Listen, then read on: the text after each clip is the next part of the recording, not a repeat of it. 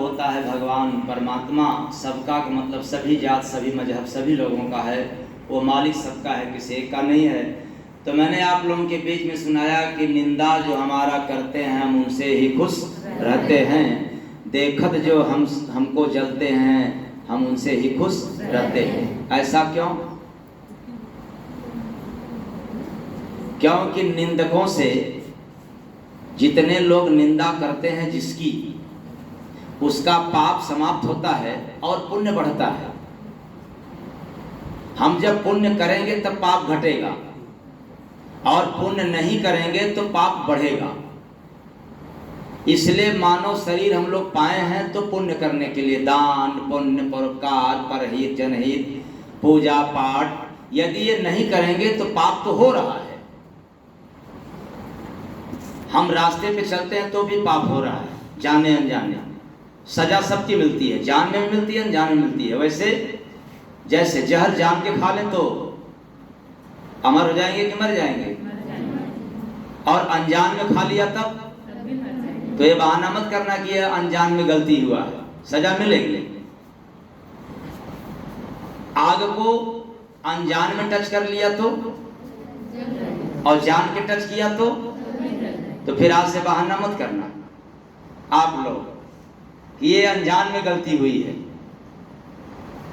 सजा जरूर मिलती है। तो इसलिए चाहे जाने अनजाने में गलतियां रोज होती है, पाप बढ़ता है, लेकिन हम लोग पुण्य नहीं करते।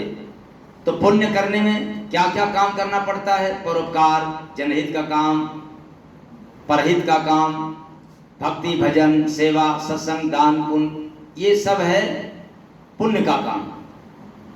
तो निंदा भी पाप का काम है।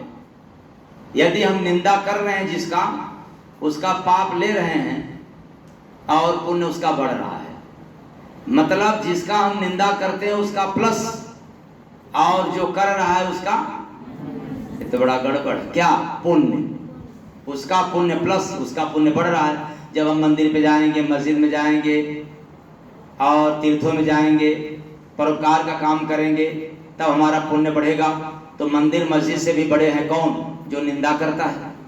इसलिए निंदा करने वालों से जलन नहीं करना चाहिए। समाज निंदकों से ईर्ष्या करता है, लेकिन एक संत महात्मा ऐसे होते हैं जो उनकी बुराई करता है उनसे बड़ा खुश रहते, बल्कि उनका पूजा करते हैं। एक बार की बात है कि कबीर साहब अपने जीवन में रो पड़े। तो उनकी धर्म पत्नी ने पूछा कि क्या बात है, आप तो ऐसे कभी रोते नहीं थे, आज हुआ क्या कि आप रो दिया? कहे पूछो मत, आज जिंदगी का सबसे बड़ा घाटा हो गया। क्या आखिर कुछ नुकसान भी तो नहीं दिख रहा है, फिर भी आप रो रहे हैं, कह रहे हैं घाटा हो गया। बताएं क्या घाटा हुआ है? या कोई आकर के आपको कुछ कह दिया? कहा नहीं, कहा तो नहीं, लेकिन आज इतना घाटा हुआ कि संसार में अब कोई उस घटा को पूर्ति करने वाला नहीं है। वो कौन सा घटा हुआ? कबीर ने कहा कि आज हमारा निंदक मर गया। कौन मर गया? निंदक। तो कहा ये तो अच्छी बात है कि निंदक मर गया। तो कबीर ने कहा नहीं, ये जितने लोग मुझे चाहने वाले हैं ये हमारे कमी को नहीं देखेंगे। वो हमें चाहता नहीं था, इसलिए हमारे अंदर वो कमी देखता था और मैं उसकी कमी को देख करके अपने कमी को दूर किया करता था, इसलिए हमारे लिए हितैषी था, परम हितैषी था। सद्गुरु भगवान की जय। इसलिए निंदकों की पूजा होनी चाहिए, चाहे जितना वो करे स्वीकार करना चाहिए। भले आपके अंदर न हो, हमारे अंदर न हो, किसी के अंदर न हो, लेकिन वो कह रहा है तो वह कमी हमारे अंदर न आने पाए, इसलिए निंदकों को अपने पास रखना चाहिए। तो कबीर ने कहा कि निंदक नियरे राखिए आंगन कुटिल छवाए। तो आंगन मतलब हृदय होता है, न कि संसारिक आंगन की बात। कबीर कहे और संसार में अर्थ लग जाए, नहीं। कबीर कहे वो शरीर में अर्थ लग जाएगा।